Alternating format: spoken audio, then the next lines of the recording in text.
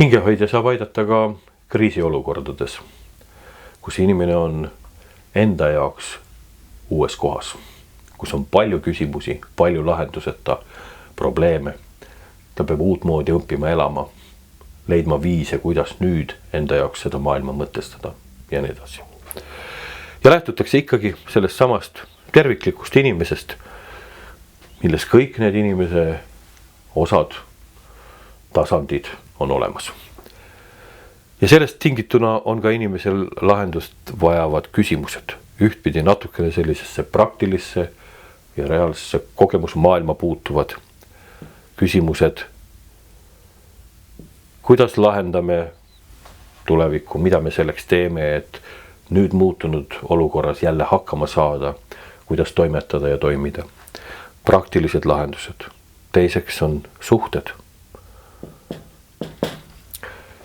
Kuidas suhestuda ise selle maailmaga uutmoodi, kuidas suhestuda teistega enda ümber. Kes ma olen ja mida ma endast oskan rääkida. Ja võib-olla enam mitte nii praktiline osa, aga see, mida me vastame küsimustele, miks? Küsimused, mis vajavad vastuseid, et me saaksime aru, kus me oleme ja mis meiega toimunud on. Neile vastused ei ole alati väga lihtsad ja ei mahu alati selle ratsionaalse maailma kirjelduste sisse. Ja lõpuks tähendused, mis on tegelikult väga oluline küsimus inimese jaoks, et jaksata edasi minna. Mida tähendab mulle see, mis minuga on nüüd toimunud ja kuidas oma elu uuesti üles ehitada, leida uus tähendus, uus seletus iseenda elule, uus roll, uus kontakt kõige sellega, mis minu elul nüüd on läbi selle muutuse.